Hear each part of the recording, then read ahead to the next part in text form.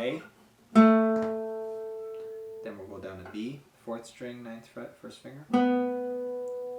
2nd finger C. 4th finger D. Then we'll go down to 3rd string, 9th fret, E. 2nd finger F.